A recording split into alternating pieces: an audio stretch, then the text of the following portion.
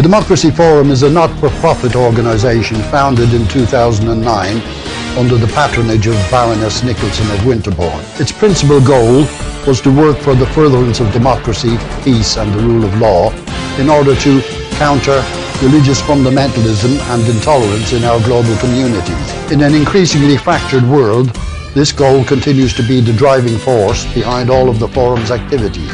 Lord Charles Bruce is the current president of the Forum. Since its inception, the Forum has hosted and co-hosted seminars on a wide variety of topics relating to democracy and human rights across the world.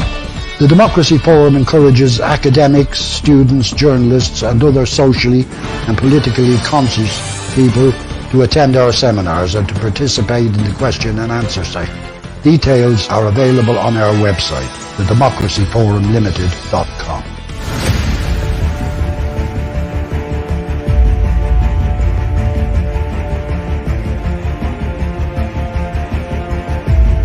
The US and NATO's exit from Afghanistan, and the Taliban's swift takeover, have created a new reality for the country and the region. Fresh opportunities and challenges have arisen for Afghanistan's neighbors to step into the breach.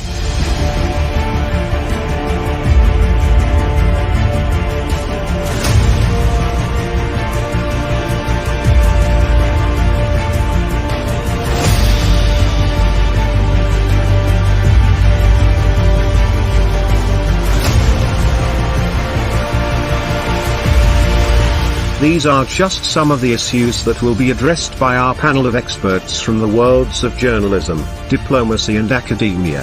Please join them in our live debate, bringing your questions, comments, challenges and insights.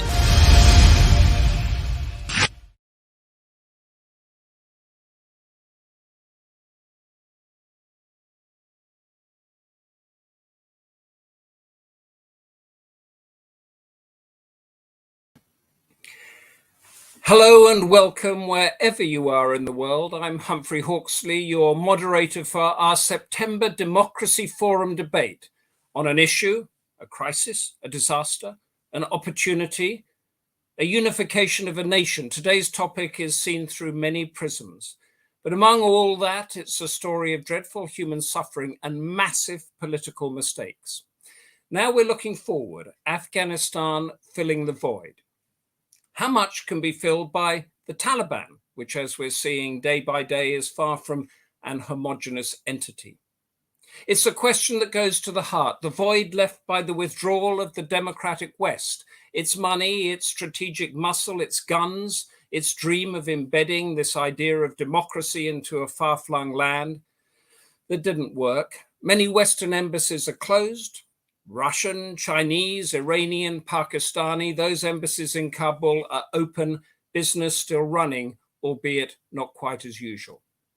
We have a panel of insightful and experienced contributors, excellent analysis. Weeda, Mehran, Shahrbanou, Tadjbakhsh, Norah, Niland, Praveen, Swami. Summing up it all will be a veteran grassroots British politician whose constituents have filled his mailbox with their experiences of anguish and helplessness of loved ones still in Afghanistan. Gardiner is a member of Parliament and chair of the Democracy Forum. But before all that, we go to Democracy Forum President, Lord Charles Bruce, who in his skillful and concise manner will lay out the canvas for our debate today. Lord Bruce, the screen is yours.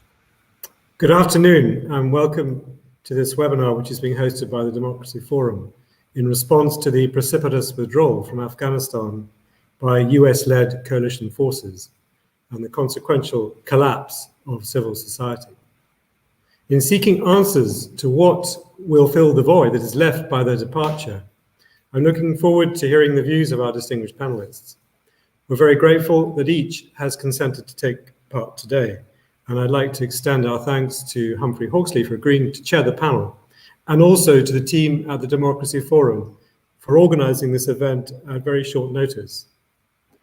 It was less than a month ago that we were alerted to reports that the civil administration of Afghanistan had imploded, a tragedy exemplified by the flight into exile of the President Ashraf Ghani. Although Mr. Ghani is hopeful that he may be asked to participate in a future power-sharing government, he is acutely mindful of the fate which befell a former president, Mohammad Najibullah, who was deposed by the Taliban when they overran Kabul in 1996. His mutilated body later paraded through the streets.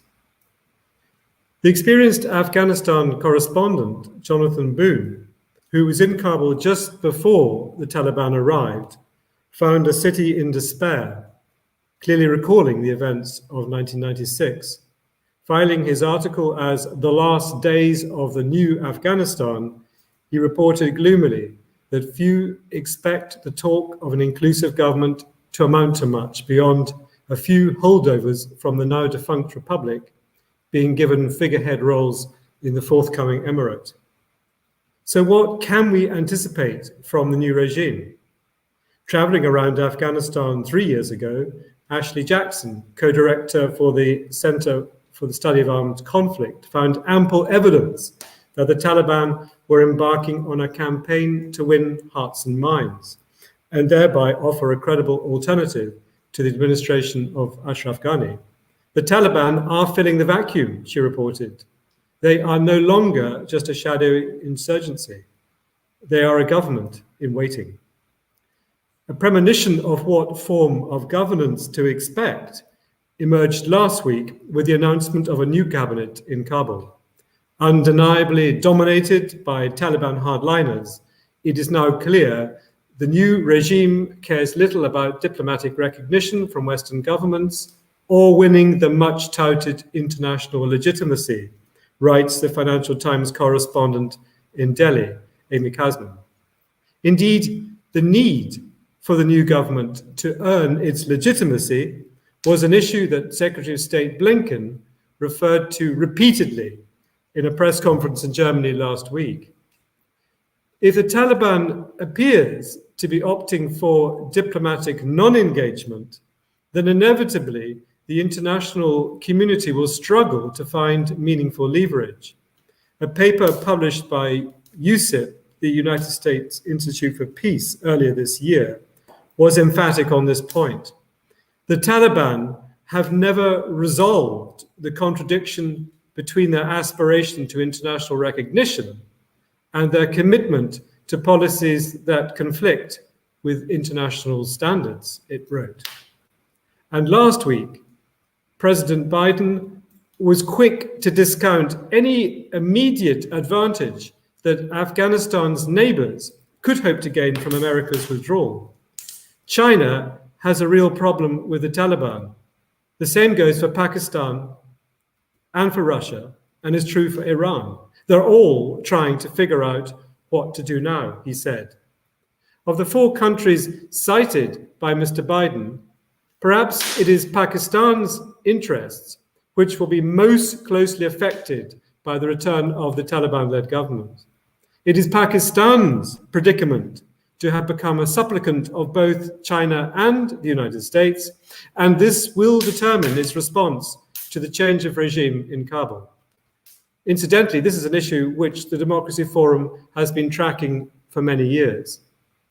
The seasoned diplomat, Maliha Lodi, who served twice as Pakistan's ambassador to the United States, recently reflected her government's deepest fear that America's military withdrawal will not be mitigated by diplomatic means, and much worse, could lead to renewed tension with India. Writing in The Economist last week, she warns us that the void opened by America's precipitate action injects uncertainty and volatility into the uneasy dynamic between nuclear-armed neighbors. Perhaps President Biden will come to regret telling Richard Holbrooke in 2010, as Niall Ferguson reminds us, that one could exit Afghanistan as Nixon exited Vietnam and get away with it. Well, welcome to this video-enhanced seminar this afternoon. If you wish to raise any points, please don't hesitate to put your questions directly to the panel. Thank you, Lord Charles Bruce. And food for thought there, the Taliban's own conundrum between its beliefs and its aspiration for international recognition. And your last point, the question as to whether America can get away with it, as it did in Vietnam. And as Lord Bruce says, challenge the panel, challenge me. Put your comments, questions, ideas into the chat, and we will feed it into the debate. Don't hesitate. Whatever angle you want to take, just go for it. This is the Democracy Forum. We have a very wide church of views here. Our first panelist is Dr. Weeda Mehran from the Department of Politics at the University of Exeter, although she's talking to us from Atlanta, Georgia. Her job might sound safe and academic, but in an earlier incarnation, Dr. Mehran lived in Taliban-controlled Afghanistan, became a refugee in Pakistan, so she knows what the people are going through there. And on an incredible personal journey, she ended up doing her PhD at Cambridge. Now we're going to draw on her expertise as she's going to tell us about the Taliban's ability to govern Afghanistan, the general security situation, the threat from terrorism. Dr. Weeda Mehran, the floor is yours. Thank you very much. Thank you for inviting me here, and good afternoon to all your viewers wherever they are. And hello and greetings to my panelists. The situation in Afghanistan and whether the Taliban are able to govern in Afghanistan and bring security, to analyze this, I will start off with the new government of Afghanistan, with the new government that the Taliban formed, and whether the Taliban has changed, and if the Taliban can deliver upon their promises of bringing security in the country and bringing a clean government and addressing issues such as corruption that led to the fall of the previous government. So the Taliban, when announced their cabinet, the caretaker cabinet, just looking at that cabinet, we can highlight a number of major issues. First of all, it is not inclusive government. That was one of the promises that the Taliban has been giving, and it has been their narrative that the Taliban will form an inclusive government. However, it is not. There are 30 Pashtuns in the Taliban caretaking government, 2 Tajiks and 1 Uzbek, no Hazara, no Shia, and as expected, unfortunately, no women. And then looking at this and the characters that are there, they have 17 out of those 33 people on the cabinet. 17 of them are on one or another terrorist list. For example, Sirajuddin Haqqani, the current Minister of Interior, is on FBI and on the US Department of State and also on the UN list of terrorists. And originally the price for any information for his or about his whereabouts and on his head, it was $5 million. But FBI recently, after him being announced as the Minister of Interior, increased that to 10 million. And based on reports we get from Afghanistan, when he appears he used to appear even in mosques sometimes, but now when he appears in even meetings, the pictures that the Taliban are distributing on social media, they try to take a picture from an angle that his face is not showing. How long will the Taliban be able to do that, and how many of their caretaker cabinet members they can hide from the media? It's a question to be seen, because just the mere fact that 17 members of that caretaker cabinet is on the terrorist list can create a lot of issues, especially internationally and ethically, for international community to engage in diplomatic relations with them, to engage and communicate with the Taliban government. So, and then the next point about Taliban's cabinet is that if apparently there are two criteria that they have regarded and taken into account in order to select their members. They have to be mullahs or sheikhs or maulawis. All of them have it as prefix to their names. Some religious schooling, the old guards, the old veterans that have fought with the Taliban. So some level of religious education, and also having fought with the Taliban, having fought with the Taliban's movement. So there is obviously no inclusivity, despite the narrative that the Taliban has promoted over the past few weeks. Their government is not inclusive. And it hasn't. That also goes against the whole notion that the Taliban has changed. The Taliban, that this Taliban is version 2.0, and the Taliban has reformed. However, despite the fact that a lot of us academics, practitioners, journalists, lawyers, so many inside Afghanistan and outside Afghanistan, emphasized over and over during the past 2 years, actually, since President Trump signed the troops withdrawal agreement with the Taliban, that the Taliban has not changed. Nonetheless, that process went on throughout the whole last 2 years. The Taliban actually made the government of Afghanistan, who was sidelined by the Taliban, by the international community, and also during the whole process of negotiations with the Taliban, which ended up with the US-Taliban agreement. The government was sidelined, and the government made a lot of concessions, and the Taliban, almost every single request of the Taliban was met. However, the Taliban since then has not actually delivered upon any of their promises until they took over the Kabul, and the rest of until they took over Kabul, and essentially almost all of the country has fallen to them. Now, the Taliban is, in terms of security issues, we do see that the Taliban will actually face challenges. One challenge on one front is the Taliban providing security, while other terrorist organizations do have a presence in Afghanistan. We saw one incident, we saw the incident in Kabul airport, where ISIS, the Khorasan branch, ISIS-K, actually caused security issues and killed civilians there and Marines at Kabul airport. It's also the fact that the Taliban itself has released thousands of former Al-Qaeda, ISIS, and TTP, Tehrik Taliban of Pakistan, militants from prisons in Afghanistan when they took over Kabul. That now in Afghanistan, and they welcomed them. They welcomed them with open arms. They took pictures with them, selfies with them, and posted it all over the internet. Now those groups who have been released by the Taliban, now those groups can pose security challenges in Afghanistan, particularly ISIS.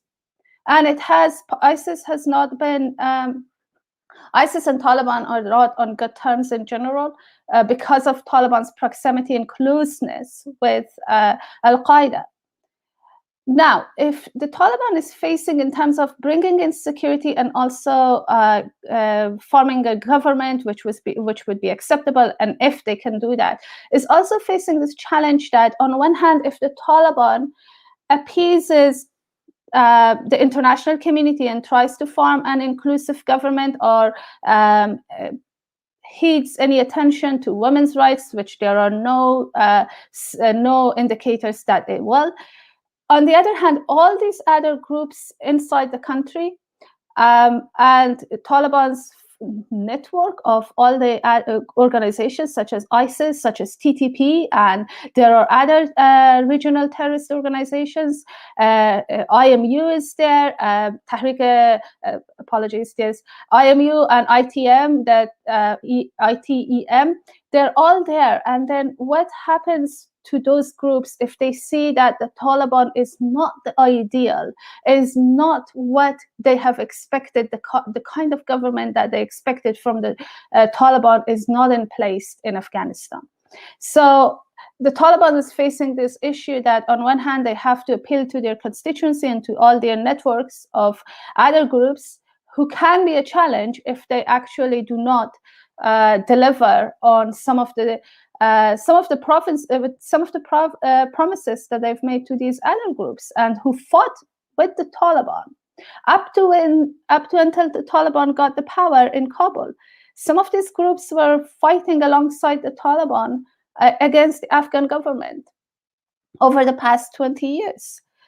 So that's the challenge that the Taliban is facing also in terms of security issues. And there is also the resistance going on, the Panjshir Valley resistance that is going on in Afghanistan. And there are discussions that can also lead to wider resistance against the Taliban in terms of in the form of guerrilla warfare.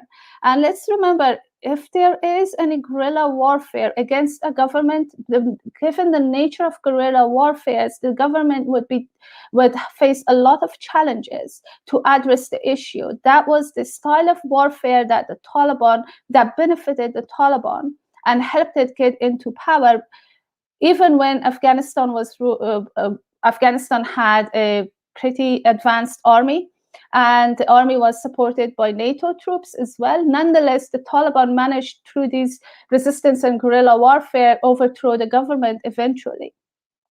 So now the tables are turned, and the Taliban is actually at the receiving end of it, that if there is a guerrilla warfare, widespread guerrilla warfare, the Taliban government will not actually manage to provide security all over the country, and the country can fall into more wars and insecurities. And should that happen, then obviously when there is less security, there is war going on and fighting going on.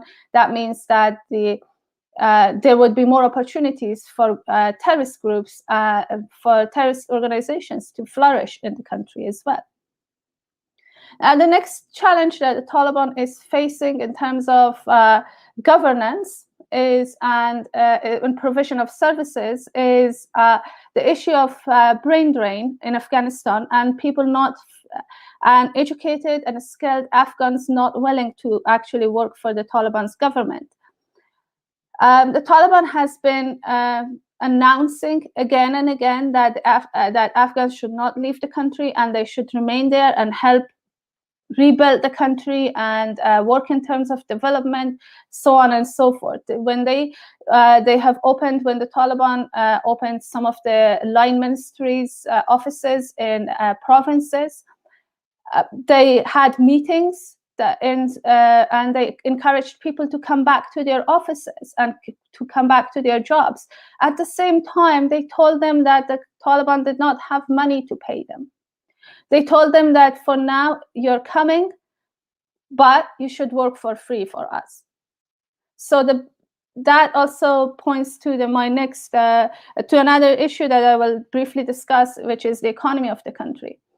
Now, that being said, while one of the demand was that you return to your jobs without any compensation, the next issue for people when they want to return to their jobs is, especially for women, for example, they're not allowed to go to their works because the Taliban does not, based on their ideological perceptions, they do not want women to work in an office and to work outside their houses, with the exception of very limited areas such as healthcare sector. And even men, when they ask them to come and work for free, they would put restrictions on them as well for men as well. One of them is the re-establishment of Taliban's Department of Promotion of Virtue and Prevention of Vice. And that is another indicator that the Taliban has not changed. It is a department that was in place when the Taliban took over the country back in when the Taliban had the country under their control in the mid-90s. they had the Department of Promotion of Virtue and Prevention of Vice, which was essentially applying a series of codes on ethical codes on the population. Dress codes, for example, sometimes they would require men and women required to dress certain way, and they've reestablished that. The infamous department that was in place the first time around the Taliban was in power, they've reestablished that. Now they are just harassing people on the streets and beating people on the streets if they do not like the people's outfit, and if a woman appears to be with a man walking on the street and they just suspect that there is no familial relationship between them, they just harass them and beat them up. And these are the abuses that happened before in 95, 96 until 2001 when the Taliban were in power, and they're re-happening again. So the Taliban appears to be gradually and slowly going back to going back to governing the way it used to govern Afghanistan and rule Afghanistan the first time around. And their government, the caretaker cabinet, and the way they've structured it, it all points out to the fact that it's based on the model of their shuras, different shuras that they had in terms of military shura and political shura and media, and its councils. Shura is a council, so all of that has been sort of the structure, that the internal structure that the Taliban has had so far. They've superimposed that on the government in Afghanistan, and that's not the mere fact that they have disregarded the majority of the population's wishes that it should be inclusive, it should be a form of inclusive government, and that their only criteria in terms of getting any post and position inside the government is basically ethnicity and having a membership of the Taliban. That can actually lead to a lot of dissatisfaction and even resistance inside the country. Now there is one military resistance going on in the country, and also with the Panjshir Valley and fights going on there, and potential guerrilla warfare that might unfold in Afghanistan. There is also the civil resistance in the country. In the past week or so, we have seen women in Afghanistan spearheading the protests in Kabul, in Herat, in Mazar-e-Sharif, and in Uruzgan, and many other cities in the country that demand their rights and do not raise their voices and demand their rights and want to have an equal and an active participation in the government, and also be able to get an education and live a life that they want. So the Taliban is still so far. The Taliban,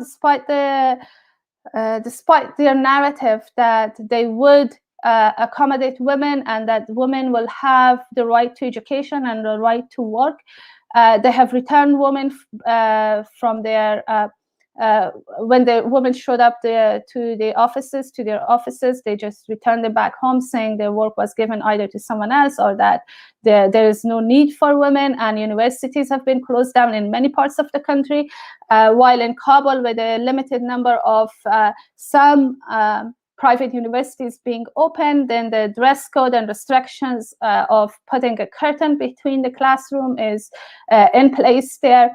And also Kabul, because of the fact that Kabul is under scrutiny and the international watchful eyes of everybody and international community, the situation in Kabul is slightly better. The restrictions are slightly loose in Kabul than in many other parts of the country. That we can discuss that later on as well. And then the Taliban also knows, with the many Afghans leaving the country, and the mere fact that they do not have the workforce, the human capital needed to run the country, work at the banking system, for example, work at the educational sector, work at the healthcare sector, they know that they will crumble and they cannot they cannot govern without all these educated people who are not willing to work with the Taliban government under the conditions and restrictions that the Taliban is imposing on them. And the next topic, and that ties back to the question of the economy of the country. I indicated a little bit earlier on that the Taliban is not even able to pay the salary of civil servants in many parts of the country because the economy of the country is in crisis. Afghanistan is on the verge of a humanitarian crisis, if not already in a humanitarian crisis. The banking system is collapsing in Afghanistan. The currency of the country has depreciated significantly, and the people haven't been paid their salaries for months right now. And the Taliban is not even, based on some reports, the Taliban is not even able to pay its own fighters. So these are some of the challenges and issues that we observe in Afghanistan right now. We can unpack and discuss them later on.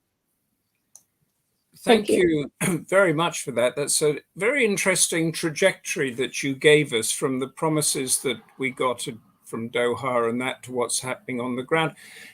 How much does that reflect your own experience back in the late 1990s when you went through what many of the people going through, you and your family, what was the thought process of living under them and deciding to leave? Do you mind letting us into a little bit of that personal story?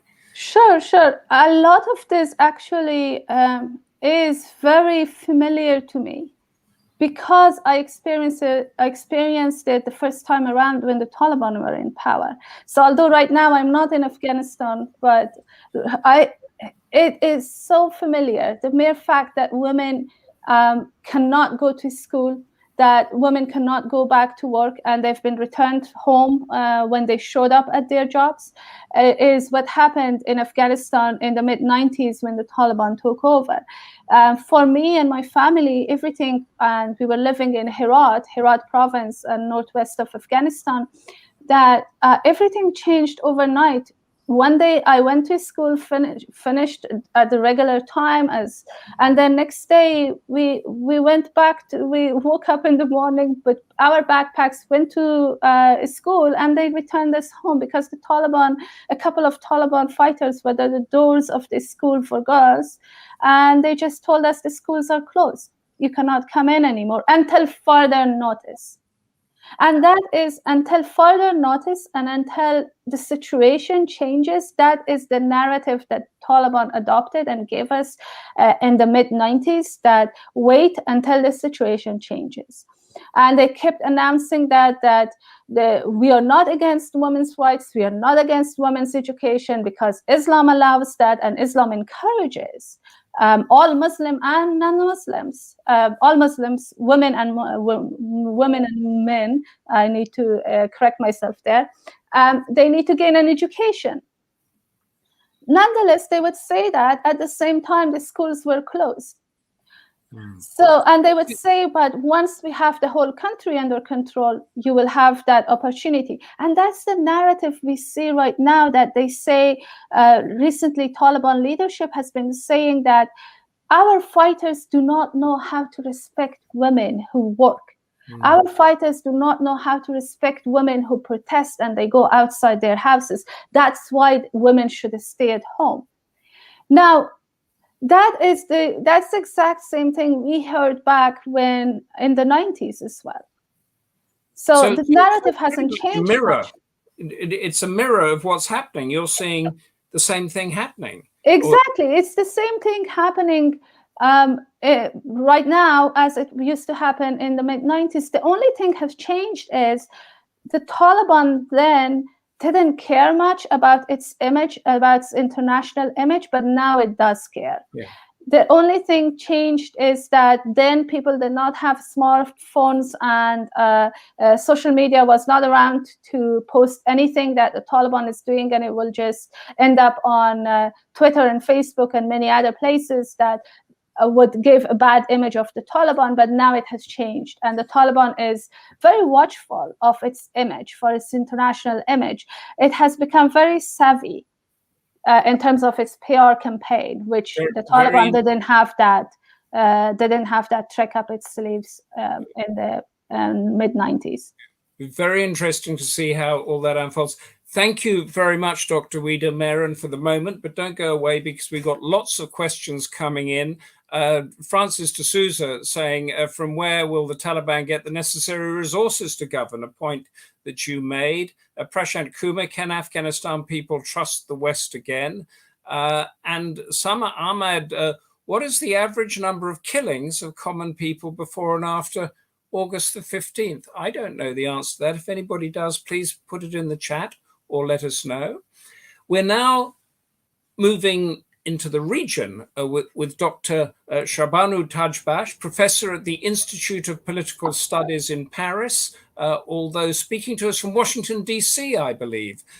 We are very multinational in our geography today. She's a consultant at the United Nations, particularly on violent extremism and human security, an expert on Iran and Central Asia, and the co-author of a very prescient book in 2016, A Rock Between Hard Places, Afghanistan, an Arena of Regional Insecurity. She's going to explain how the region can best engage with the Taliban and go some way perhaps to filling that void. Dr. Shahrbanou Tadjbakhsh, the screen is yours. Thank you very much, and thank you for this invitation to speak at such an important time. And I will take the regional angle. We saw yesterday that the international community pledged $1 billion in aid. But what was quite interesting is that a few days before that, China pledged $31 million in aid to Afghanistan directly, independently of the international community's pledges. And on the 8th of September, we saw the foreign ministers of the neighboring countries of Afghanistan coming together and putting out a joint statement. It was interesting and, of course, telling that it was gathered by the foreign minister of Pakistan, which sees itself the country with the most leverage on the Taliban. But this statement was quite interesting because it emphasized, this statement, which I will be analyzing in my talk, had a number of issues that really point at the regional concerns.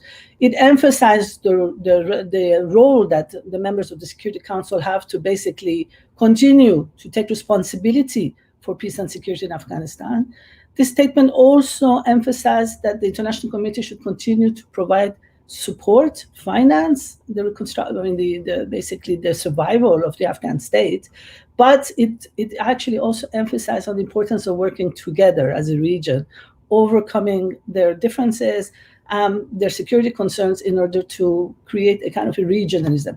So in this talk right now, I will just basically argue a few things. Now, number one, this is an opportunity for the region to come together and just express its regionalism. This is the chance for the region.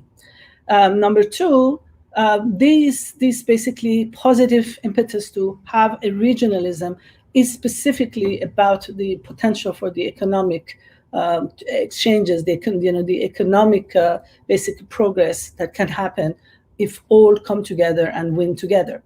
But I will argue, number three, is that these type of possibilities is contingent on two very serious challenges. One has to do with the internal dynamics, whether the Taliban can answer the security concerns of the region, which are pretty much common, and four, whether the region will actually cooperate with each other or will continue its rivalries.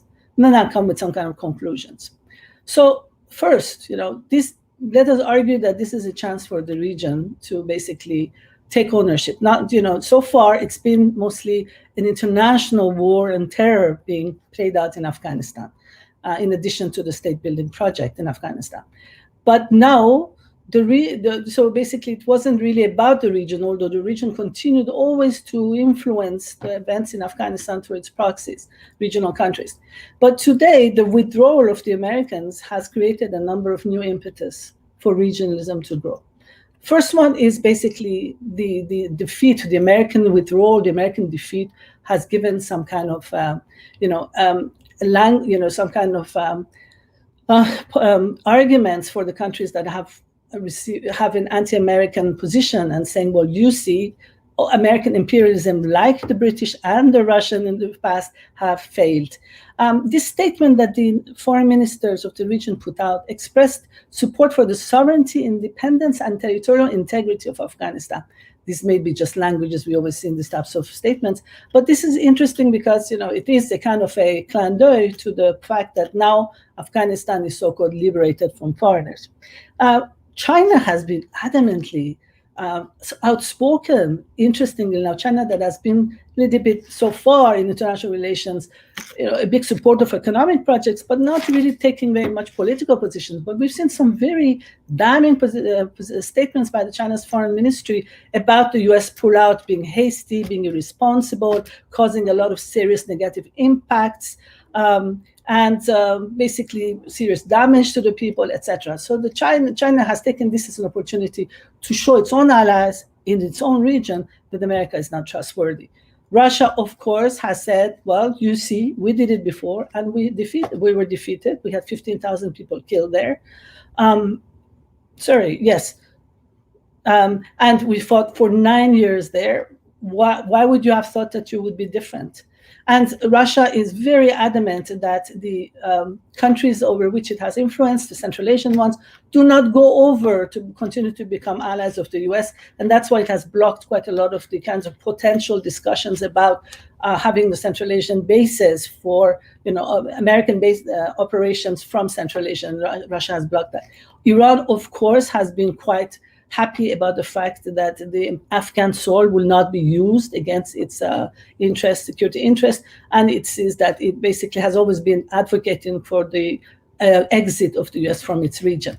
So the second possibility that the region now sees is an opportunity for new types of funding, despite the fact that they do ask, and everybody does ask for the international community to continue to finance Afghanistan. Reality is that beyond humanitarian support, we cannot really expect continued investment. And that's where the investors come in. And who is the big investment of the region is China. And China, with its Belt and Road project, is coming around. It doesn't have conditionalities. It is financing all the reconstruction that we see in Central Asia, quite a lot that we see in Africa, further away. But so now it's at the door of Afghanistan saying, well, we'll finance, we will bring. And then also a new type of funding that is also coming around is the Arab funding, which is actually, we've seen this, it's kind of increased, and we will see that being much more increased. There's also new types of institutional regional influences, that alliances that could be built up. We had the Global International Alliance, but we had some kind of regional project going on called the Heart of Asia.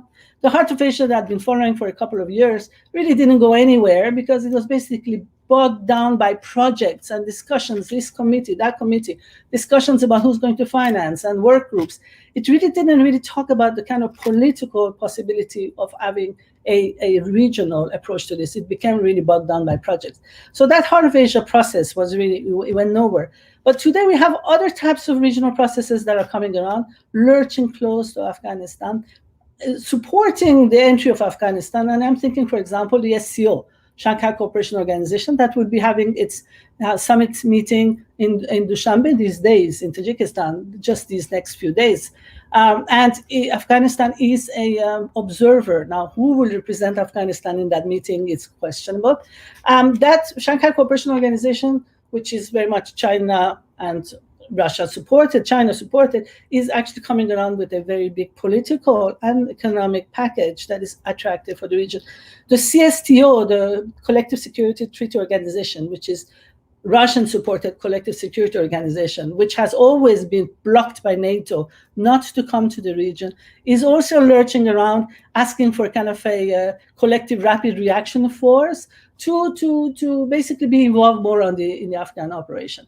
So we actually have, and then of course when this possibility that these foreign ministers that met last week in Pakistan will also create some kind of a summit that they talk in the statement. They talked about a neighboring, basically concerned meeting of neighboring countries on a rotation basis.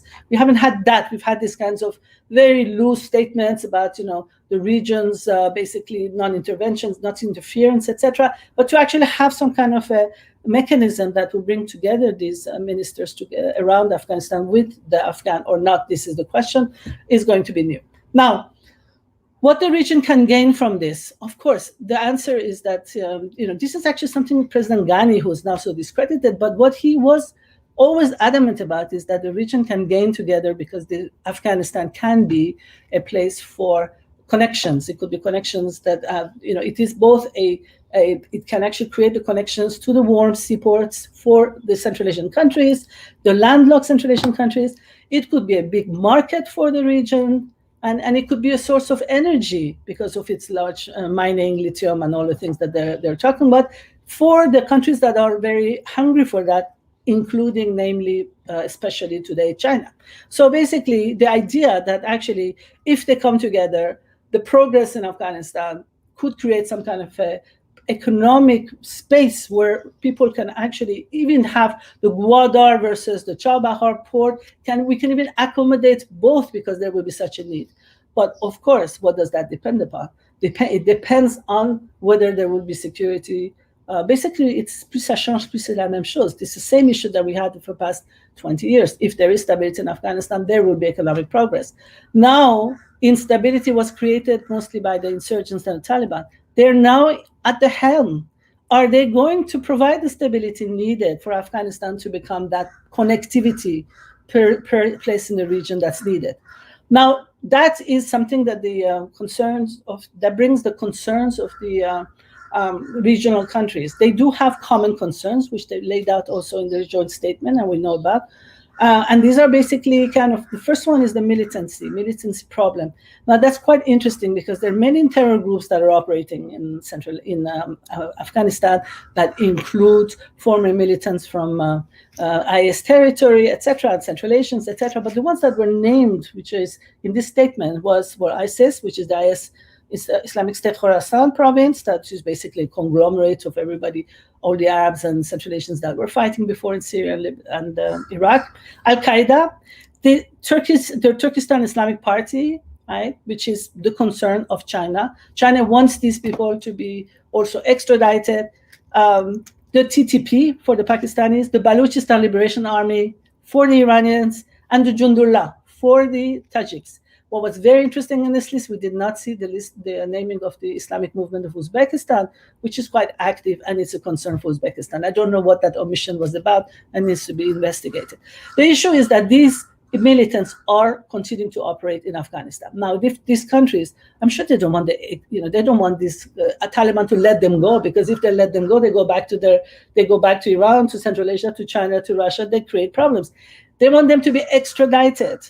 Will the Taliban extradite these Uyghurs and then these Jundullah, etc.? I don't think so, because we saw 20 years ago how the Taliban did not let go of Al-Qaeda leaders and Osama bin Laden because they were their guests. Today, I think that the alliance with them is a lot more stronger, and so therefore it would be quite difficult for the Taliban to give up their kinds of to break their alliance with these insurgencies. The other issues that is very common to the regional countries is obviously the border insurgency. We have Iranians and the Pakistanis and the Central Asians concerned about the drug trafficking. Even though the Taliban say that we are going to be very strict about that, the fact is that they make a lot of their money for the insurgency out of that drug trafficking, or drug production trafficking. So I wonder how they're going to stop that when they actually need those resources. Refugees, which I think the next speaker will talk about, and water issues, because all these countries actually have issues with sharing the waters with Afghanistan. And so I wonder whether they have been able to get any security guarantees that Afghanistan will give more water to Iran, more water to Central Asia, and to Pakistan. But I don't think that actually can be so easily solved, even though there may have been some guarantees given under the table on an envelope by the Taliban. Now, here, let me also talk finally about the fact is whether the region will cooperate or not. I mean, it's not the onus is not only on the Taliban; it's also on the region.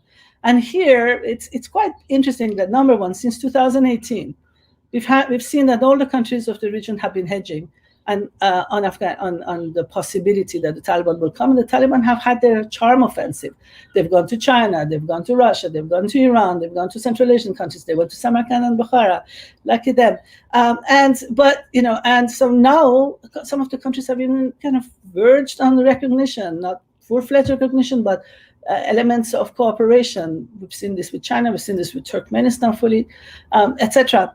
But the issue is that not all the countries have the same leverage on the Taliban. This is what they all hope. They all hope that we're going to, bring them to our capital, send them, talk to them about making sure that they give us their, our concerns and what is their, and basically when the caretaker government came out with a list that was absolutely not inclusive, which means it did not take into consideration the Hazaras that the Iranian wanted, the Tajiks that the Indians wanted, etc. It actually and the Russians in Central Asia. It actually showed that it's really at the end of the day, no matter how much everybody tried to charm them, they're still listening to Pakistan, and they are listening to the Pakistan's ally China in this situation. So the country suddenly we are back to the situation where Pakistan has a lot more leverage. I actually was 2 weeks ago. I gave a talk, and I was not sure about how much really Pakistan continued to have leverage on this new Taliban, especially because you also have the Arab support for them. But after this caretaker government came around, it is pretty clear that, and we saw that the head of ISI went to Afghanistan and maybe has helped change at the last minute the nominations for that caretaker government. Pakistan continues to have big leverage, and China does, because at the end of the day, everybody's looking for China's pockets for money. That means that Russia, Central Asian countries, Iran, and India continue to be a little bit second favorite regional neighbors. Would that mean that they will continue to be spoilers? At this point, I don't think so, because there's a possibility. For example, today, the Panjshiri resistance is being supported by Tajikistan, but the other countries don't necessarily want that support to continue, because they would not want to have this kind of backlash of the Taliban. So I think that at this point they're just tempering and saying at this point, that let's hold out and a little bit wait and see. But the reality is that we are back to kind of the zero-sum game. The competition between these countries is high, and the regional. I mean, I wrote a book about how the problem of Afghanistan is also because of the fact that the regional countries are all projecting their rivalries on the soil of Afghanistan: India, Pakistan, Iran, Saudi Arabia, and Central Asia, Russia, China, etc. But today we have a situation where that rivalry is even more ingrained, because the Taliban do represent the interest of some of the neighbors and not. So finally, conclusion. What does all of this depend, really? The neighbor before, basically, if the region was talking with grand sentences about non-interventions and non-interference, and the Americans were on the ground. Today, we have a little bit of a different situations where the Americans and the Western alliance powers are behind the scene. They're out, but their support, but the countries that they're supporting, we're talking here Qatar, we're talking about Pakistan, are actually a lot more influential within Afghanistan than they were. So what does that then, in order for a regional balance to be created, so that you actually continue to have stability and no non-spoiler behavior, you basically have to have the Taliban being very savvy to be able to appease the security concerns, which I told you, which, as I explained earlier, were very, very difficult to actually to uphold that, and also to play neutrality and a multi-vector foreign policy.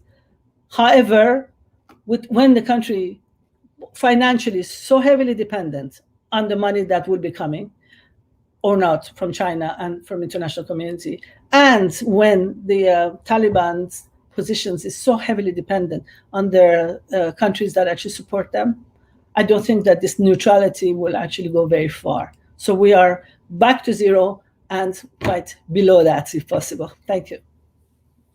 Thank you very, very much for that. That was a fascinating thing. I just wondered if we could drill down a little further before we move on, because we're trying to fill the void, and we're talking about the region. Now, the void that's being filled was the ownership of that problem was through exceptionally sophisticated institutions of the Western democracies, essentially NATO, the US, all those arrangements, Five Eyes, whatever you want to call it, all those arrangements were in there and they've now gone.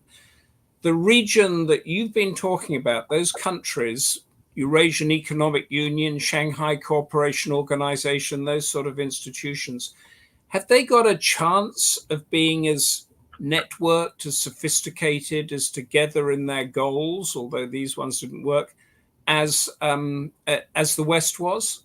So that, in other words, have they got a chance, if they want to make the West irrelevant in this whole thing, so that America doesn't get away with it like it did in Vietnam? I think that the modus operandi of these types of countries is very different from what you call a sophisticated Western approach. I'm not sure it was a very sophisticated Western approach as well at all, actually. But the approach that the Americans, the international community that's basically more or less playing around what the Security Council wants, which is along what the West wants usually, and NATO even, they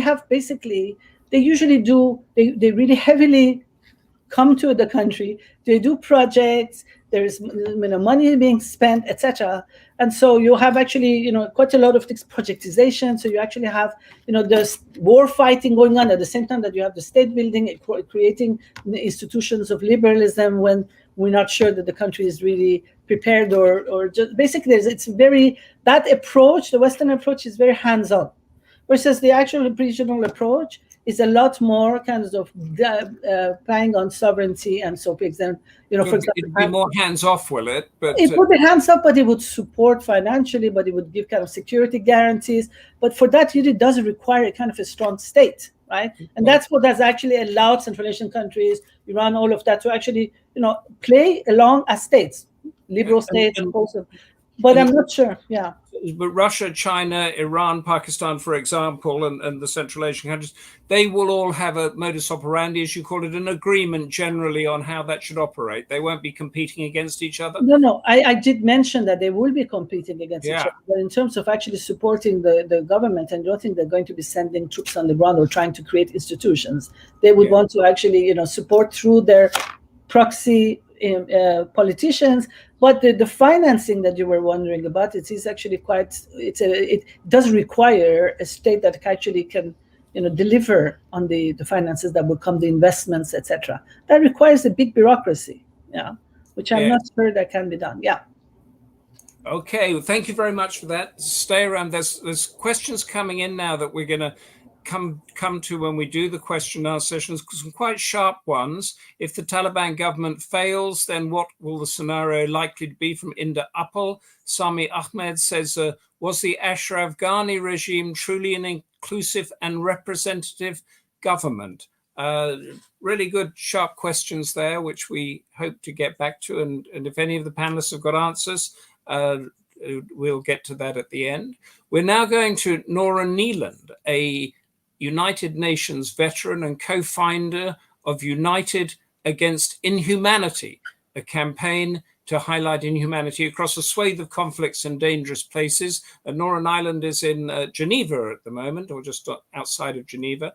Her last UN assignment was Director of Human Rights in the UN Assistance Mission in Afghanistan. She's done 2 tours of Afghanistan and many visits. So she's going to explain to us the attitude of Afghanistan's neighbors, intensifying humanitarian concern, and what to do about it. Norah Niland, the screen is yours.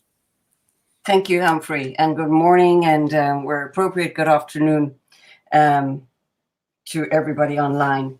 So as Humphrey said, I'm going to speak to the situation concerning the role of Afghanistan's neighbors in relation to this very long-running humanitarian situation.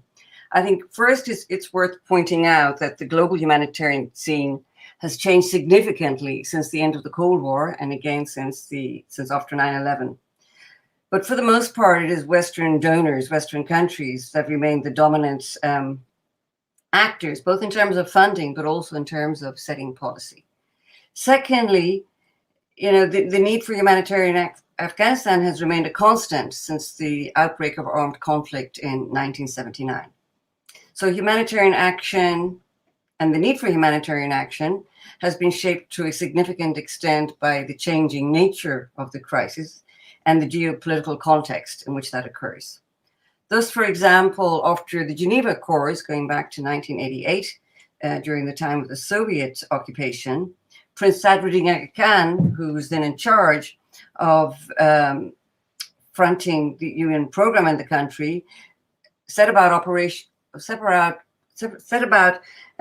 organizing Operation Salam, Operation Peace, that pushed to ensure that assistance was provided to all without attention to politics, regardless of politics. So Prince Sadruddin's concept also included that of humanitarian encirclement, which included the provision of assistance and support through and from neighboring countries. So in the summer of 1998, he visited all of Afghanistan neighbors, as well as others, to mobilize logistic, financial, and political support.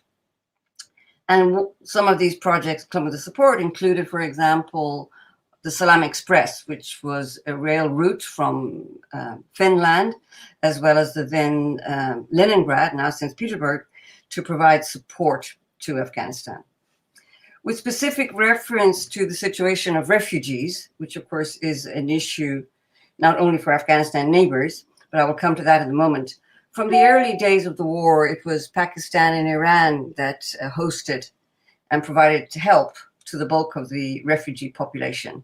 Western donors did provide some financial support, but it's worth noting that for the most part, hosting nations, the help they provide is not documented in donor documentation. And this support in terms of the help provided by Pakistan and Iran has gone on, of course, for this past 4 decades. It's also perhaps worth noting that the global refugee regime that came into being after World War II with the inauguration of the 1951 Refugee Convention has mostly held, except there's been some backwards movements since the turn of this century, with Australia, Europe, and other countries, especially, and these are particularly countries in the rich world that have set the scene, have invested heavily in deterrence measures. In other words, ways and means of inhibiting people seeking asylum to get to a point where they can claim that, as well as refoulement, in other words, shipping people back to Afghanistan that was considered safe, even if, of course, this was patently not the case. And this has been the situation, I'm sitting, as Humphrey said, in the middle of Europe, and this has been the situation of sending Afghans back to an Afghanistan that was deemed to be safe until a few weeks ago. So then in terms of where we are now, it should not be a huge surprise that not just in Central Asia, but also in Africa, traditional hosting countries are taking a page out of the rich countries' playbook and are also inhibiting outflows of refugees. So then in terms of Afghanistan neighbors, we've already seen that in Pakistan, for example, both, it's not just the government, it's also society and the media have been quite open in their hostility to the potential of new outflows of refugees, and walls and border arrangements are much more stiff than before. So it's actually going to be much more difficult for people without the necessary documentation to arrive, for example, in Pakistan and to express the need for refuge and a claim for asylum. However, then, given what the previous panelists, I'm going to mispronounce your name, I'm afraid, Shahrbanou pointed out, you know, the region has got some commonalities, and given the lack of, what shall I say? Well, lack of keenness to receive significant refugee flows, this may well be a factor in, as well as, of course, concerns about the emergence or increasing significance of extremist groups in Afghanistan, this actually might be a factor in mobilizing or informing the situation of neighbors in terms of their relationship to the new Taliban regime in Kabul. And I mentioned earlier that the Afghanistan has been a situation of humanitarian concern for quite some time. This, of course, has been the case in recent decades, including, of course, then before the Taliban arrived back in Kabul in the middle of, I guess, just about a month ago. So, and I'm going to go through a few facts and figures, but not through all of them in the interest of time. But I think it's reasonably well known that in addition to the impact of the war, the accumulated impact of the war, and I saw one of the questions was about civilian casualties, and of course, to a significant extent, these have now decreased significantly since the middle of August. It's not clear yet if the war is actually over, but the type of armed conflict that has persisted for this past while has significantly decreased. So in addition to war, Afghans are also struggling with the problem of drought and COVID. So it's a difficult situation on the ground. And there has been a strong humanitarian community that includes Afghans, of course, and a small number usually of international staff. And they have long experience of working in Afghanistan, including, importantly, working with the Taliban regime. I mentioned before the panel opened that I've worked in Afghanistan at different times, including from 1999 to 2002, which was the second half of the initial Taliban regime. So it is important that humanitarians have long experience, and also communities are working with the Taliban. And the opening speaker, Lord Bruce, talked about Ashley Jackson's book and her research that shows that in many situations, communities have been able to navigate and negotiate a system where they're able to operate in Taliban-controlled areas. So currently in Afghanistan, it's half the population, which is half of 39 million people, are in direct need of humanitarian support. 1/3 of the population is hungry and significantly food insecure. 1 in every 3rd child is facing severe malnourishment. Poverty in Afghanistan is not something new. It is the poorest per capita country in Asia, notwithstanding all the resources that have poured into Afghanistan in this past 2 decades. Something like 70%, the last time I looked at this a few days ago, of Afghans struggle in terms of a hand-to-mouth existence. I should also say that humanitarian action is not just about relief support and material assistance. It's also the raison d'etre of humanitarian action is life-saving. So humanitarians are also, or at least in principle, concerned about threats that put lives at risk. And then I think it's worth flagging, and we can discuss it more later, that of course the Taliban didn't introduce gender inequality in Afghanistan. It is very deep-rooted. It is a very conservative society. Gains have been made from a number of angles in recent times, including in terms of gender inequality. However, for a large proportion of Afghan society, Afghan women and girls, life actually hasn't changed an awful lot in recent times. So then I think what is important in terms of being concerned about the growing humanitarian situation, it is clearly important from my view, but it's not a unique view, that Afghanistan is not treated as a pariah state, that it has, for example, access to the country's reserves in US banking. So to conclude, I think Afghanistan's neighbors near and wide need to take responsibility for the type of politics that have led to the current situation. I was in Afghanistan when 9/11 happened, and as it happened the next morning, it was a prearranged meeting. I was there at that point as the human rights advisor to the aid community. And at a meeting the next morning, of course, the discussion was what had happened in Manhattan and other parts of the United States the night before. And whereas some colleagues felt, and maybe there's a silver lining in this, because I think we all on the ground understood immediately that there was going to be a bombing campaign. That's how we saw it at the time. Others, in that short meeting, some of whom were subsequent ministers in recent governments in Kabul, were also not clear that the re-emergence of war would be a plus for Afghans, and I think the vast majority of Afghans will agree on that. Bringing the war to an end is important, and working to ensure that it doesn't re-emerge is no less important.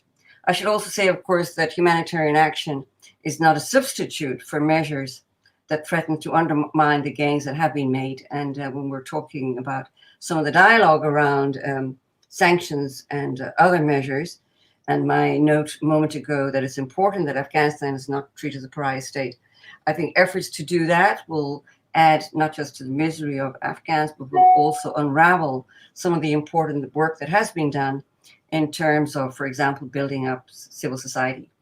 Now, I know the question is asked often in recent times, have the Taliban changed? I'm not going to attempt to answer that now, but do want to flag that Afghanistan, the country, has changed. It is not the country that existed in 1979, or indeed in 1996 when the Taliban first arrived in Kabul, or in 2001 after 9/11. Some 2/3 of the population, it's a significant figure, is less than 25 years of age. And this younger population is growing up in a different society to that of their parents and their grandparents. It's a society where a huge number have mobile phones, where the media is much more prevalent than before, where there's been greater access to healthcare. I mentioned already a stronger civil society, including a human rights element to that. Back when I worked in Afghanistan during the last period of Taliban rule, there was no Afghan human rights civil society as such, and that is now no longer the case, and that's a real positive. So my own take on this is that it's really important that the gains that have been made are acknowledged and supported, and that we have faith in Afghans and Afghan civil society to push back against measures that unquestionably many will find obnoxious and unacceptable. And then I guess the last thing I will say is that, for too long, Afghans have suffered from policies that are dangerous, deadly, and dysfunctional. And going forward, it's a plea to all of us concerned about Afghanistan that it's the safety and well-being of Afghanistan inform policies so that they are able to get back on their feet, and that we do indeed finally bring an end to the need for humanitarian action. Thank you. Thank you very much, Norah and Niland, there for outlining the humanitarian situation. And I just wondered if I could clarify with you, well, your experience really, if you were there in 9/11 and you've had a lot of experience in this, in the international aid situation generally. We're talking about filling the void. We've heard about the other countries around that becoming interested at the withdrawal of the US. How is that reflected in aid in Afghanistan or elsewhere, whereby we are used to it being led by the Western countries making the pledges and moving in there and the UN resolutions and everything?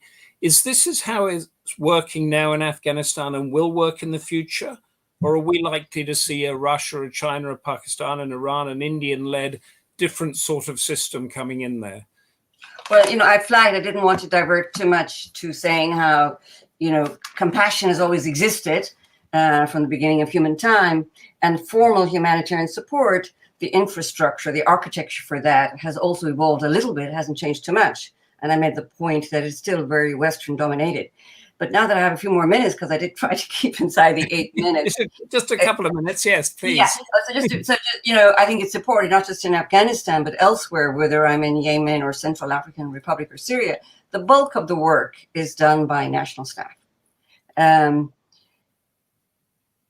So it is true that a lot of the top leadership and a lot of the better known agencies are international agencies, whether that's Oxfam that is based in the UK or International Rescue Committee that is based in New York. However, the bulk of the work is done by national staff. And in different periods, and I presume recently, when the country has gone through this chaotic period of the departure or collapse of the previous government, it would have been national staff and those small handful of international staff that stay there that will continue to maintain programs. Now, I also know from speaking to colleagues on the ground, this is mostly NGO colleagues, but also seeing what Martin Griffiths, the emergency relief coordinator, has been saying since his visit to Kabul a few days ago, that the Taliban have offered assurances. I mean, they did that already before the 15th, as they took Lashkar and Kandahar and Herat in those places. They did provide assurances to aid groups on the ground that they should continue as before. And that's important. Do I have a crystal ball as to whether that will continue to be the case? No, but it would surprise me greatly if there were major obstructions put in the path of humanitarian endeavor. Quite often during the Taliban regime period, one of the biggest problems was sanctions from outside. So humanitarian work does need financial support. It also needs political support. So I think these are some of the issues that Afghans, and then by extension aid agencies, will face if we decide to cut off any support to the country. Okay. And just all this stuff on the ground, this is still mainly Western-led institutions. It's not a Chinese or a Russian or anything like that. These are mainly the ones that we're familiar with.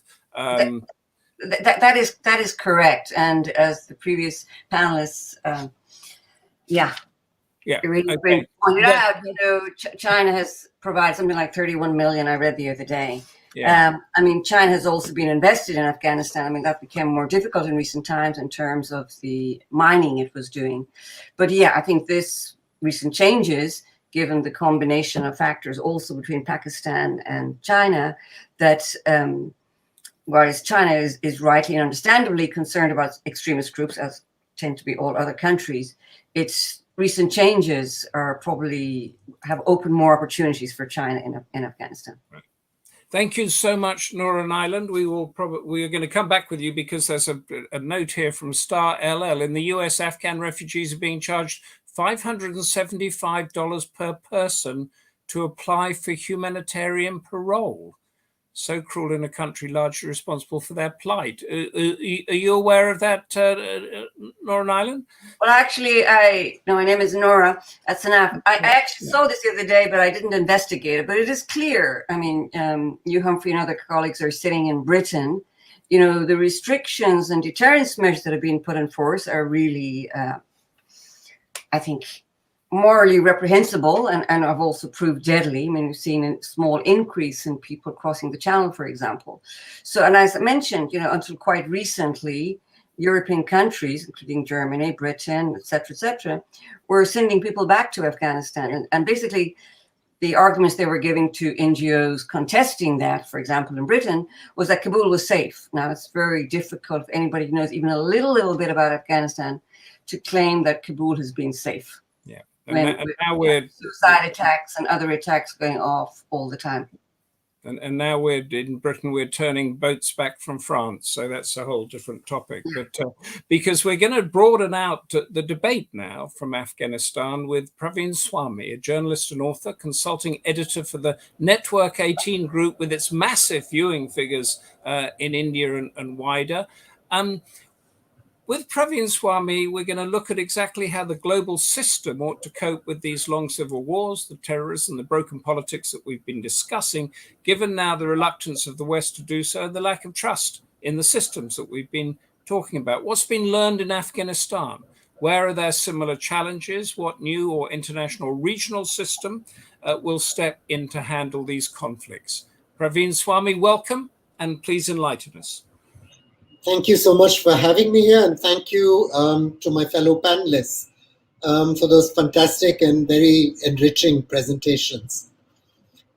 The forever wars ignited after 9/11 are showing absolutely no signs of ending. In fact, just in square kilometers, the jihadist movement now controls far more territory than it did 20 years ago. At the same time, we're seeing that Western powers are showing an ever greater disinclination to commit the resources and lives needed to discharge the centuries-old imperial obligation, if you like, of keeping peace and global order.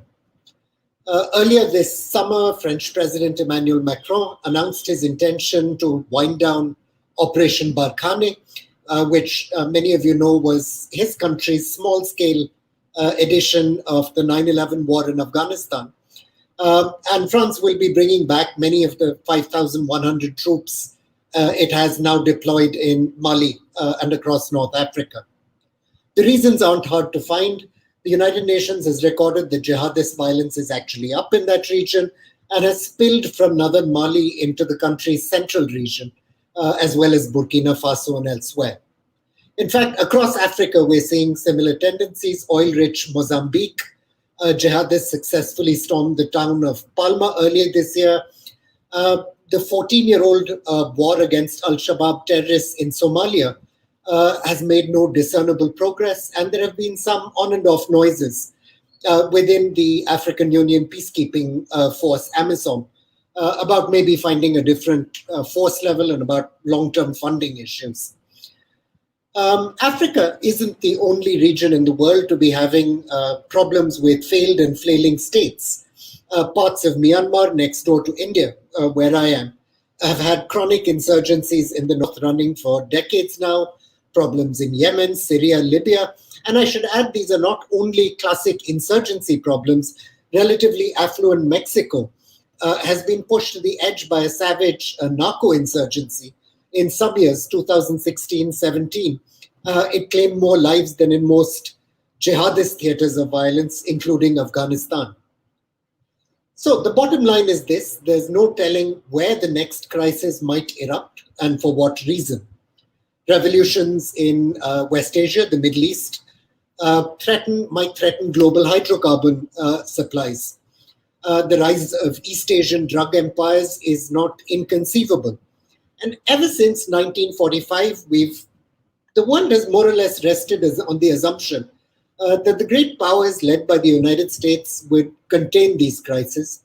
That may no longer be the case. I think it's worth starting by looking at what lessons we've learned about maintaining the order before going on to some of the challenges that lie ahead. Well, the first thing we know is about fighting insurgencies. Force is seductive, but it often achieves little. We learned that, of course, in Afghanistan or Iraq. But as any military historian would tell you, successive powers have learned this in various parts of the world. There is this considerable sort of self-image about British counterinsurgency, Hearts and Minds. Hearts and Minds was part of the story, but the other part was the concentration camps in which hundreds of thousands were interned in Malaya and Kenya, institutionalized torture, extrajudicial executions. It achieved very little other than actually possibly speeding up the eventual tempo of British imperial withdrawal. Algeria and Vietnam similarly taught the French that massive violence was often counterproductive. It often worked to empower the very adversaries counterinsurgents sought to stamp out. India's learned the same lesson over the years.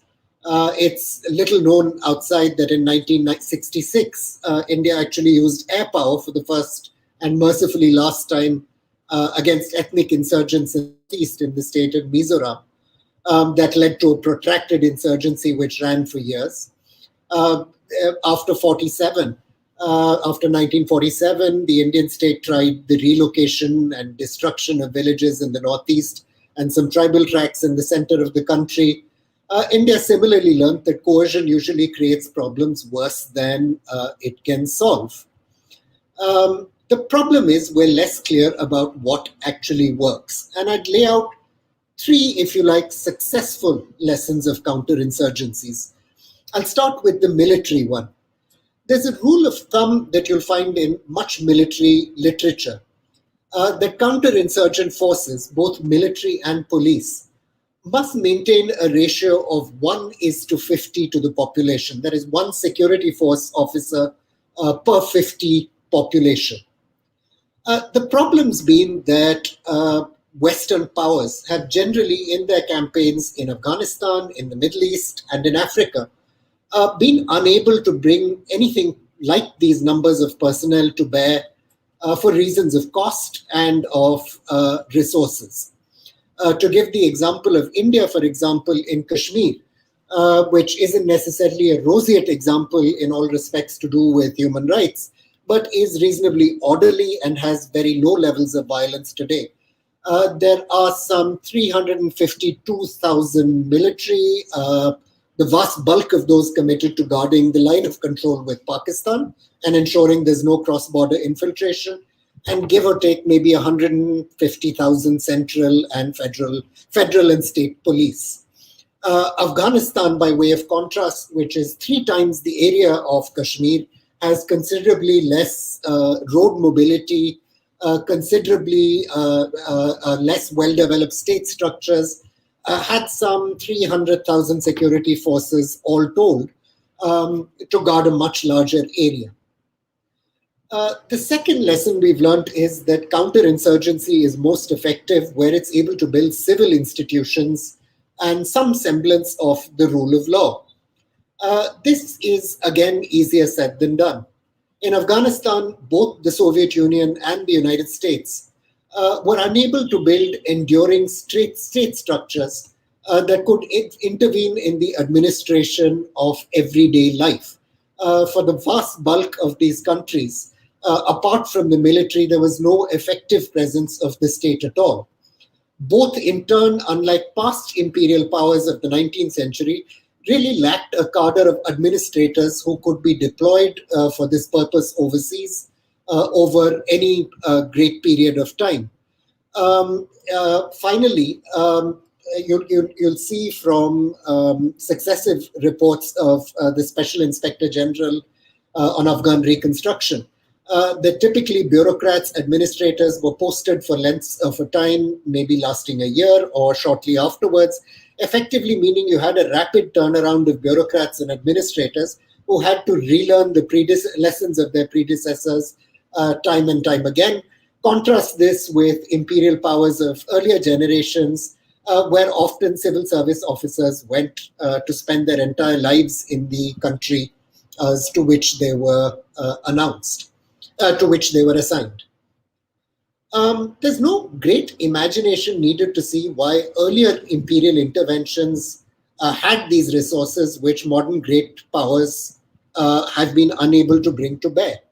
Empires intervened for most of human history in resource-rich regions where there were revenues to be attracted. In most modern theaters of violence, whether it's Afghanistan or in Africa, Western states have no realistic prospect of returns on their investments. The price of intervention, if you like, put crudely, outweighs the potential costs of doing nothing. For all the public furor it ignites, the strategic costs of a few terrorist bombings are negligible compared to the crippling financial outlays needed for long-term insurgency. If I may add, I'm very much more skeptical for those precise reasons that China or the regional powers, some pious noises notwithstanding, will actually bring any serious financial muscle to the table on Afghanistan. In spite of this fabled $1 trillion of mineral resources Afghanistan sits on, the fact is that over the last decade and in circumstances considerably more stable than those we have and are likely to see, the Chinese did very little to develop their copper mining rights in Mes Aynak. A couple of years back when I'd last seen it, it was some barbed wire plopped around undeveloped land. And to the best of my knowledge, even the surveying of railway routes that was needed to bring coal to fuel the power plant that will eventually smelt copper, the coal from the north, the supply line route to the south, which will take out the finished copper, none of this had been done. And these are engineering tasks of an enormous magnitude. India similarly had taken steel mining concessions in Hajigak, and while there'd been some work around getting a port, my guess is that the costs of investing in the rail and highway infrastructure would have far exceeded what any private sector player would have been willing to bring to these resources, particularly given the volatility of mineral commodity prices. There are a number of places where exactly these things can be mined at much cheaper market prices.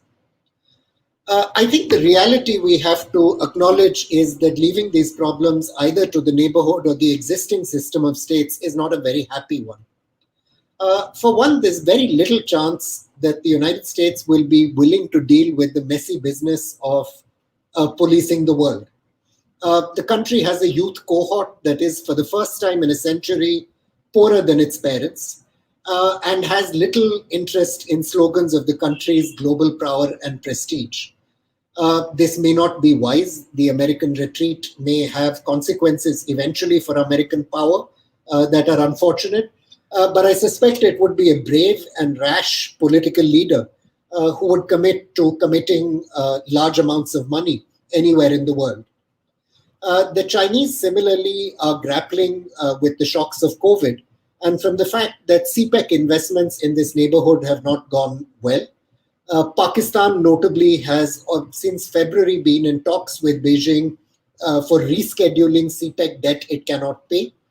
Remember, the Pakistani economy is orders of magnitude more stable, more resilient than the Afghan economy. And if Pakistan, Sri Lanka, other countries in the neighborhood are having trouble with their CPEC investments, it seems to me extremely doubtful that China will be willing to expend significant amounts of capital. What do I see then happening? I see neighboring states, as many have said, make some limited concessions to humanitarian aid in the neighborhood. We're already seeing some signs of that. I also see them, as again others on the panel have said, making some resources available to their clients and proxies in the neighborhood. But I do not see them being willing to invest either the financial capital or the state building capital needed to create anything like a functional system of state authority in Afghanistan. Let us remember, moreover, that there is a reason why Afghanistan and other countries in the similar situation ended up in the particular problem that they have found themselves confronted with, not just now, but over the best part of a century. Stable Asian states were largely built in the high noon of British imperialism because the empire was able to take revenues from a global system of maritime trade and concentrate those resources in building central authority. In resource-impoverished nations like Afghanistan, neighboring empires that were willing to invest in other regions were, for a variety of reasons, simply unwilling to commit those resources, knowing they would never get those investments back. Ought the world be doing something about this? In my view, yes. There are common problems regional actors and actors far away face as a consequence of these flailing states and poverty and polities. There is the problem of refugee flows, which has been flagged.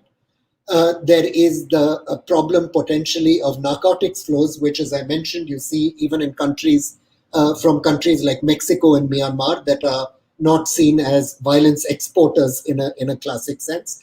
And of course, there is the problem of terrorism. This will continue to be certainly a problem in Afghanistan. Terrorist groups like Al-Qaeda have not disappeared and will not disappear. And it is in the common interest of the state system that it finds a way forward. In my view, there is an urgent need for a multilateral dialogue to replace the single point dependence, if we'd like, that we've had on the Western states to bring about these kinds of change, and look at what a multilateral framework for global peacekeeping might be, and more importantly, where global finances for state building and polity building might come from. It's my view that we just haven't had enough of a conversation on this. And if we fail to do it, Afghanistan is going to be, sadly, the first in a very long series of crises that we will see unfolding across the rest of this century. I'll leave it there. Thank you. Brilliant. Thank you very much for that. We're going to open now for a few minutes of Q&A. My first one to you, Praveen. You mentioned about the spread of jihad since the war on terror began. Is it better or worse under the scenario that you just put out, where everybody's more hands off? Just a very quick answer. Is it the war on terror gave us this spread? Are we in a better or worse situation now? I think we are in a worse situation, and it is going to continue to deteriorate. I think many mistakes were made in the course of the war of terror, but these conflicts are driven by a plethora of local circumstances that aren't going away. Okay, thank you. And now we're open. That was my question. Now, Iraj Patel, I'm going to give this to you, Praveen, because you're there, and then we're going to open the screen to everybody. Very quickly, it's almost a yes or no answer. From Iraj Patel, will Pakistan gain more leverage in Kabul under Taliban rule? Absolutely, yes. Pakistan is the most entrenched actor in Afghanistan. It has a long relationship with each of the factions now ruling in Kabul. You can question whether Pakistan's interests are in fact best served by its enmeshment with those forces or not. I would say not, and I think Dr. Mehran may have more insight to give on this. But Pakistan will seek to micromanage and control the structure of power in Afghanistan. It's already ejected, I note, a number of people within the Taliban umbrella who were purported to have close relations with Iran. Right. Okay, that's great. So it is going to gain more leverage. It's a win for Pakistan, which is a lose for India. You're in New Delhi, of course, so that's it. The next question is from Inda Upal, and if I could ask Weeda Mehran to address this. If the Taliban fails, what is the scenario likely to be? Oh, that's a difficult. Well, it's difficult to project in the future what will happen in general. But in what regard does the Taliban fail? In terms of security, if the Taliban fails in terms of bringing in security in Afghanistan and maintaining this level of security that it has been, then we will have another civil wars in the country, and the terrorist organizations, as I mentioned earlier on, will be strengthened in the country. Now, let's also just let me point out that right now the relative security and stability in terms of security that we have in Afghanistan, and then the Taliban with the narrative of, look, we have brought you security and it's safe right now. But let's bear in mind that it was the group, the Taliban, the insurgent group or terrorist group, however you label it, that was responsible for the lack of security and all the insecurity situation in the country. They were attacking people, they were creating, responsible for suicide attacks alongside with other organizations, etc. So in short, if the Taliban fails to establish a more inclusive government, right now this is a caretaker cabinet and government, if it fails to establish a more inclusive government, and if it fails to address economic situation in the country, which is deteriorating, and if the Panjshir Valley resistance strengthens and spreads over in different parts of the country, then we are going to face more insecurity and civil war probably in the country. And a question earlier from Francis Souza, who's had to go, unfortunately. If I could put this to Shahrbanou, Tadjbakhsh, is there a scenario following on from that whereby the Western communities or any other community might again intervene against the Taliban in Afghanistan? Can we envisage that scenario? Shahrbanou Tadjbakhsh? Yes, I think that there's been some discussions that if Afghanistan fails, then it becomes a haven for terrorists, that they will need for the international community to go back in. But I also agree with a friend from India that there is no more appetite. It is very difficult to reconstruct a state. Imagine that so many people have also left Afghanistan, to bring them back, to recreate bureaucracies, to recreate a state, is not really in the interest or the appetite of me. So I think the scenario is very unfortunate. If it fails, and it will become a kind of a stateless, something like the Northwest Frontiers, Fatah region. And that's, so we will have to just deal with a humanitarian issue, not really state building. And only one sentence about the Pakistan. Yes, Pakistan has a lot more leverage, but I think that there is internal rivalry within the Taliban, and that actually shows a little bit the rivalry between Pakistan and the Arab funders. And that might be something that we might have to watch. Okay, thank you very much. We have a question, if I could go to Norah Niland for this. Given China, this is from MD Shalim, given China's widely reported abuses of Uyghur Muslims in Xinjiang, how would this affect their relations with the Taliban? This is a humanitarian issue. Norah, can you give us a thought? I am not, well, I can make a few comments, but it's a human rights issue, and it's an issue of power. And it appears from everything I understand about the current situation that the situation of the Uyghurs is not a priority concern either in Kabul or in Islamabad. So it seems that China will not be impeded or informed, its policies informed by what it is doing to the Uyghurs in terms of when it is operating in the wider Muslim world. I mean, that's been the experience up till now, unfortunately. Yeah.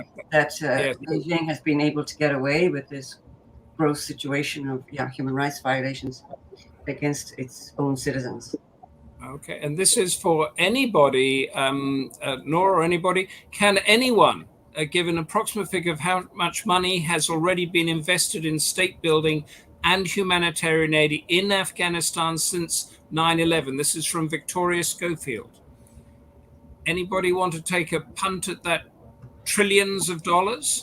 Well, I don't know how. I mean, okay.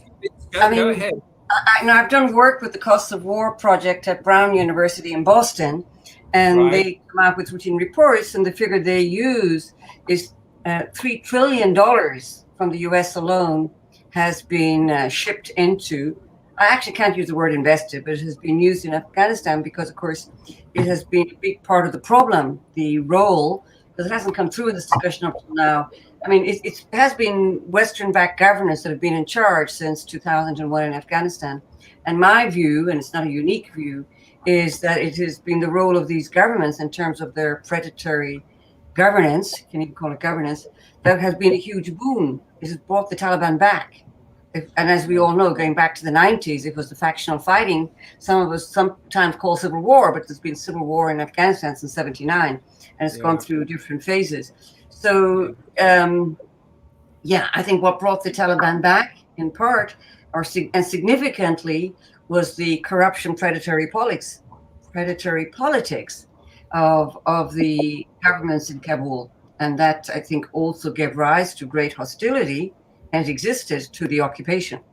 Yeah. So this is Sami Ahmed's question, which was the Ashraf Ghani regime truly inclusive and representative government in the way that the exporters of democracy envisioned? May I just respond for the previous, because there's always a lot of accusations in the West that, how much we spent, and look at Afghanistan, they don't deserve it, they didn't want it. But I'd like just to, that 3 trillion, or the money that's being spent, a lot of it went to the military, right? So we actually, the Western audiences need to ask their own governments, why is all of that equipment now sitting with the biggest terrorist groups in the world that are on sanctions? So therefore, number one, a lot of it went to the military, not to state building and humanitarian.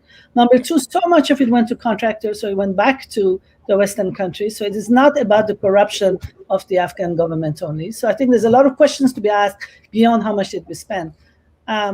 Whether Ashraf Ghani's government was inclusive, I think that there were a lot of checks and balances. There was a big process. It was not good necessarily, but there was definitely a process. Started with the visual dressing of Amit Karzai to try to represent all the ethnic groups. But I think that what we have now, which is a list that is so blatantly uninclusive, puts everything else to shame. Okay. Can I put this one, I think the last one, a penultimate one, to Praveen Swami from Anand Tomar? Might greater stability in Afghanistan under the Taliban make it a more attractive option for China to extend its Belt and Road Initiative? We touched on it. Could you give us your thoughts on that? As I said, I'm extremely skeptical. I think China's security concerns in Afghanistan are a little overblown. Everyone talks about their border with Afghanistan. If you actually look at it on a map, the Wakhan corridor is not very large, and I think the PLA is perfectly capable of policing both the Wakhan corridor and Xinjiang with or without the Taliban's cooperation. I think that the Chinese government would like stability in the region, and is it willing to pump in billions of dollars towards that end? I very much doubt it. There's nothing to suggest in Chinese Belt and Road spending that they are in the charity business, if I can be blunt about it. Yeah. They have not like the West. It's no, not absolutely. Nation building is not in its remit there. Absolutely not. And they will spend money if they think there's money to be made out of it. Quite frankly, I think this $1 trillion mineral reserve thing was played up by guys in the US who started panicking about Trump pulling out in a hurry. There was some people in Mr. Ghani's family who maybe also, made a few bucks out of it. But I don't see the Chinese spending billions chasing after railway lines and highways. They've got great infrastructure into Central Asia anyway. They don't need Afghanistan for this. It's very hands-off and too difficult to get into there. That's we're going to wrap up the Q&A now. I think we've covered them all. Thank you very much, Praveen Swami, for that. And it's time for the president of the Democracy Forum, Barry Gardiner, MP, to round up our debate and give us his conclusions. As I mentioned briefly before, Barry and his constituency has been right at the sharp end of this crisis. So, Barry, the floor is yours.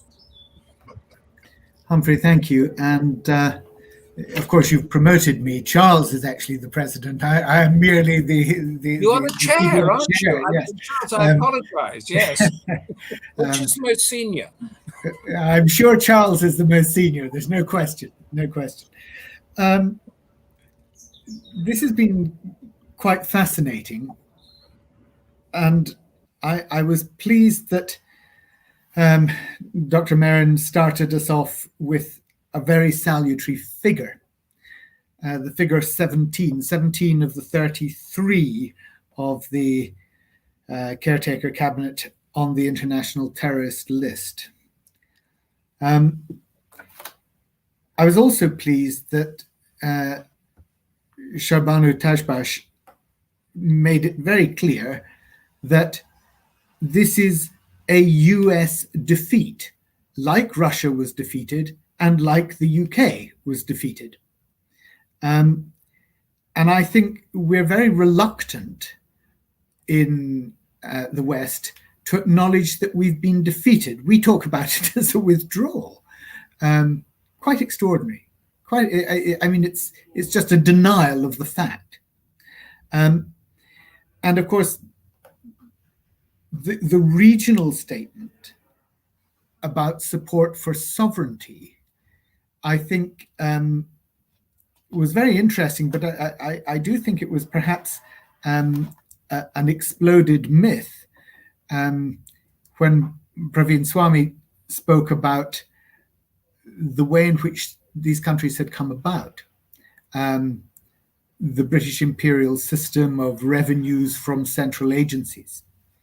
And the question about really what constitutes the civic identity of Afghanistan. Is there such a thing?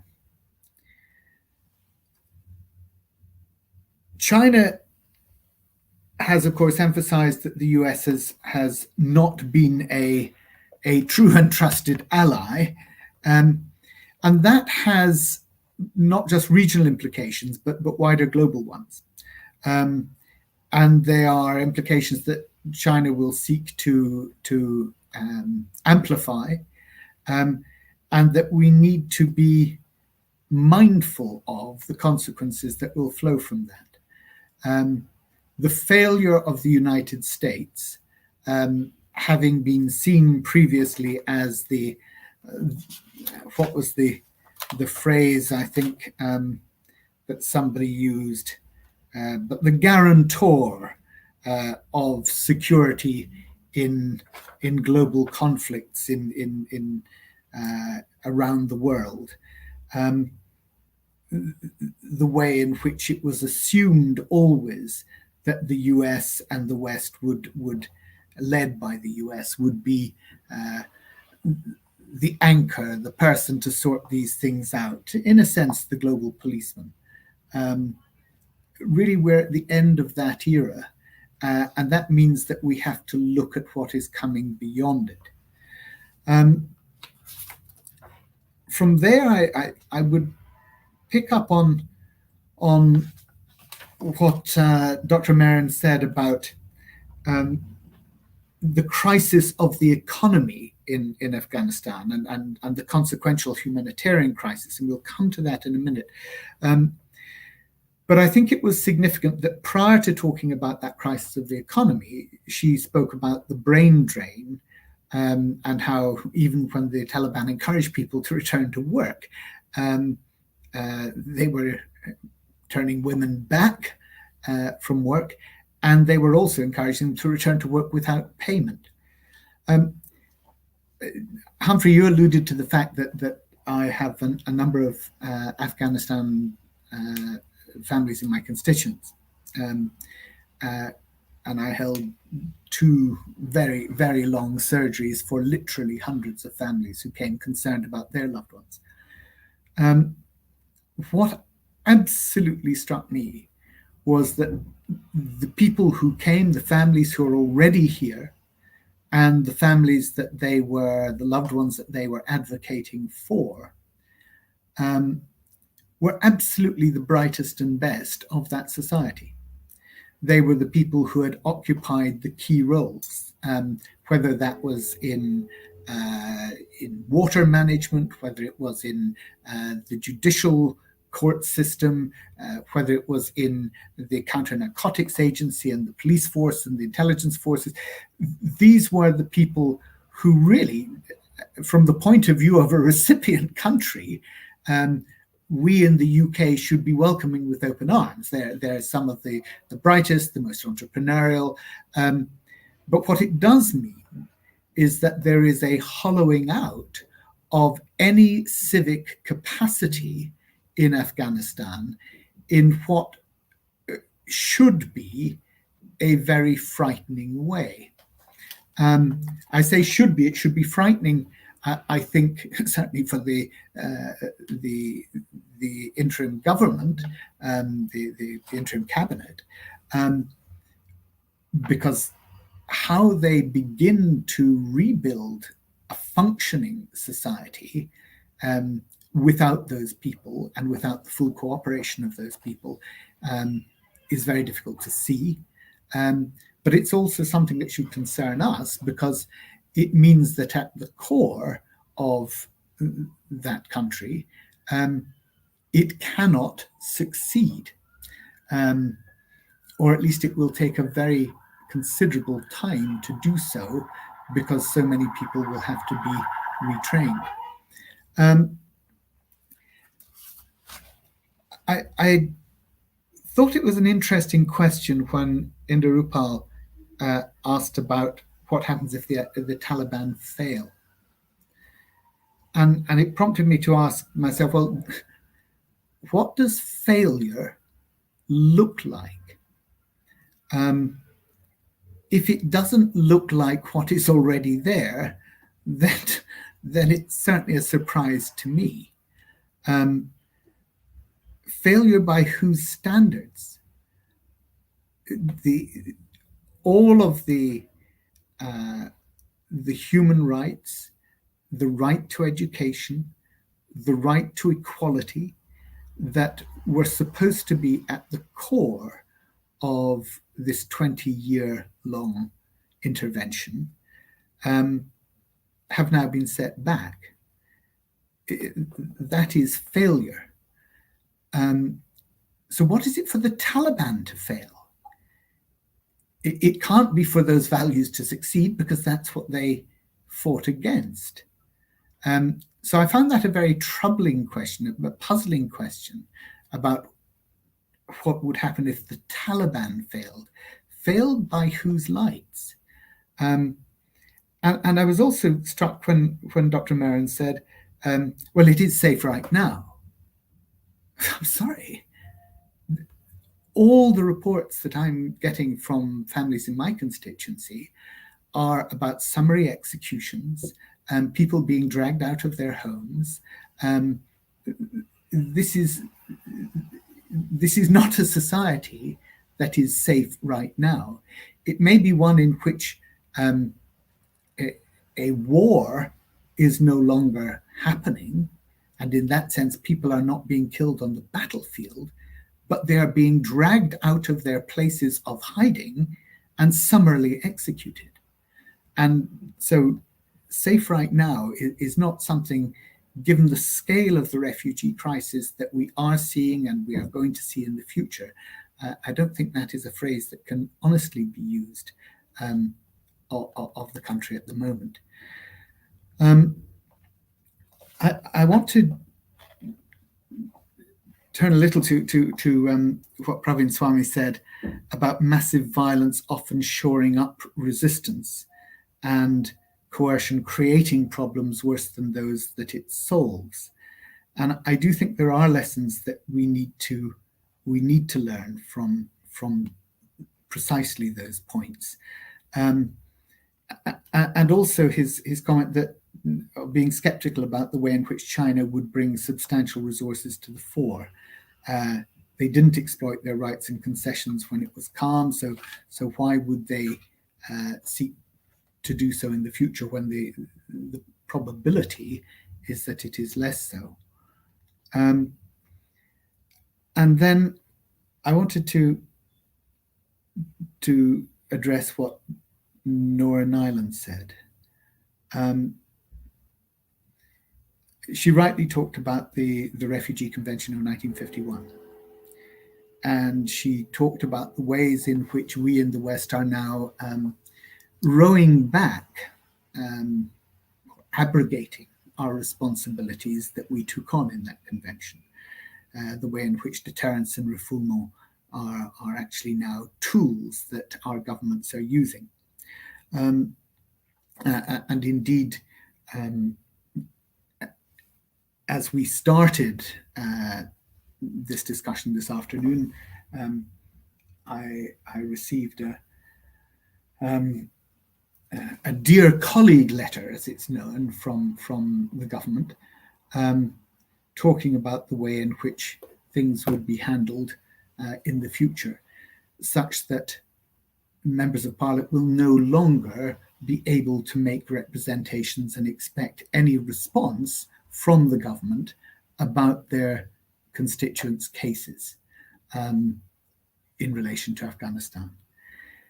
And it is this extraordinary move to deny the responsibilities that government has in this situation.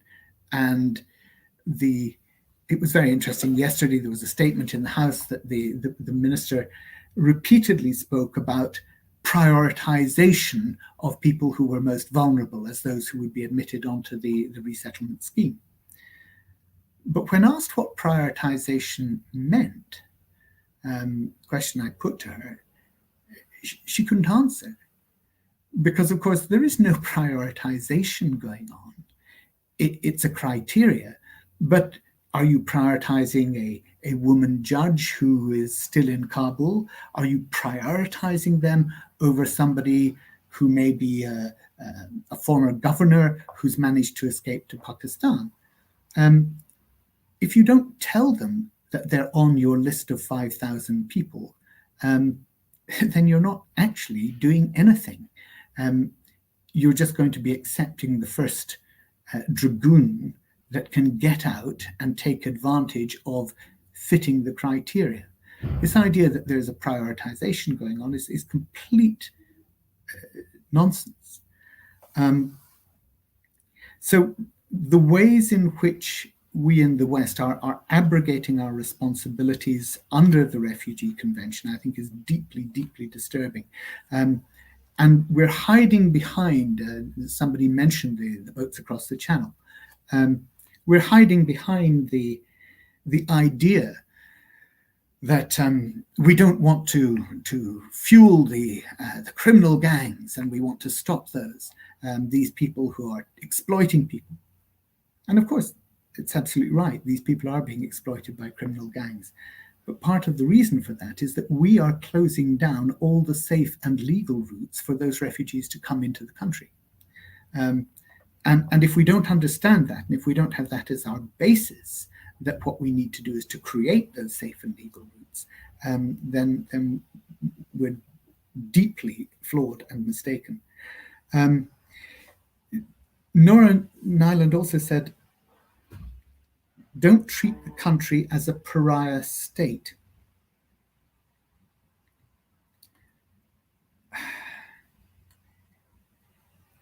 I found that, I think I understood what she was saying, that we have to not allow the country to sink into humanitarian crisis.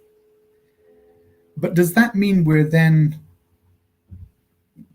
going back to Inderpal's question about what does it mean for the Taliban to fail? Are we then shoring up a Taliban regime that will maintain all the anti-values that we were supposed to be fighting against? These are deeply, deeply troubling moral issues. And I also wanted to question why she talked about safety and well-being. She talked about enabling the country to get back on its feet. But she didn't talk about the debt of honor that we owe to the people who for 20 years tried and failed, but tried to rebuild that country in a democratic way and in a way that advanced equality, women's equality principally, but equality of gays as well, and in a way that would allow certain human rights and freedoms to flourish. And it surprised me that she didn't focus on that, because if there is a humanitarian effort that we should be making, then surely it has to acknowledge that here there is an enormous debt of honor that we owe and have entirely failed to fulfill.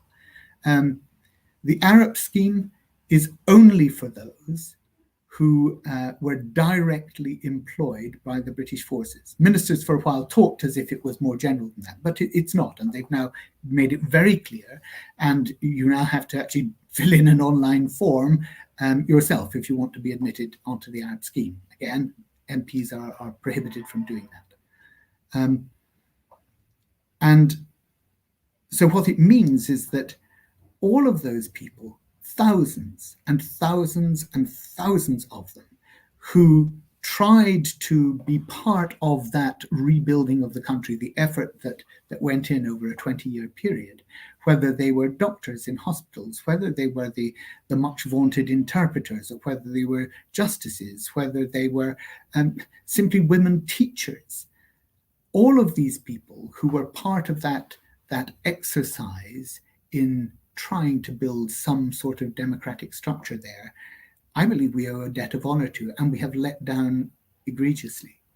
That will be reflected in the way in which our country and the West is regarded in the future, as to whether we are to be trusted, whether we keep our word or not. do we have the will to support the values that we preach? And I think on all those points, the answer that the international community will give in the future is no, we don't. We don't support the values we preach. We're not to be trusted. And that has huge ramifications for the US and the UK as we look to a global future. Humphrey, I'll leave it there. Barry, thank you. That was illuminating and depressing, the breaking down of our own standards or values. And this big question, which I think we've all alluded to, is can you govern a country with a brain drain, fear, violence, and a policy to repress women? Thank you, Barry. Thank you, all our panelists, Weeda, Mehran, Shahrbanou, Tadjbakhsh, Norah, Niland, Praveen, Swami, and thank you, Lord Bruce, for laying out the groundwork for our discussion. There was great insight everywhere. My learning curve went way up. On October the 13th, our next Democracy Forum debate, we return to Afghanistan. We never really leave it, to discuss the prospects of human rights and women's rights under the Taliban, and we may know a lot more between now and then. Also, subscribe, read, tell everybody about, buy our sister magazine, Asian Affairs. Very good, counterintuitive insight onto the Afghanistan in September's issue. MJ Akbar reminding us that we're possibly talking about not ideology but geography, or not geography but ideology. He weighs up that arguments. G. Padasati ponders on the winners and losers of the long Afghan war. And Aish Siddiqa assesses the situation of whether China is watching and whether Islamabad has bitten off more than it can chew. All of that is in Asian Affairs. Thank you again, everybody, for trying to fill the void that has been left in Afghanistan. We return to it in a month's time. Until then, wherever you are in the world, goodbye and stay safe.